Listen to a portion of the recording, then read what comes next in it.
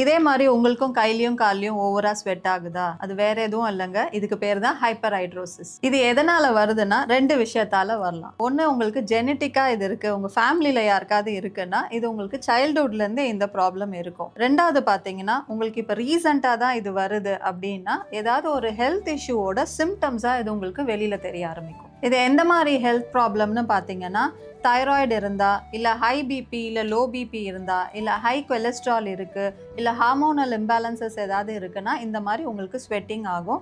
இன்னும் சில பேருக்கு வந்து ரொம்ப ஸ்ட்ரெஸ்டா இருக்காங்க, இல்ல ரொம்ப எக்ஸைட்டடா இருக்காங்கன்னா இந்த மாதிரி ஓவர் ஸ்வெட்டிங் இருக்கும். இந்த மாதிரி செகண்டரி காசஸ்னால உங்களுக்கு இருக்கு அப்படின்னா நீங்க உங்களோட டாக்டரை கன்சல்ட் பண்ணி உங்களோட ரூட் காஸை நீங்க சரி பண்ணாலே இது ஆட்டோமேட்டிக்கா சரியாயிடும்.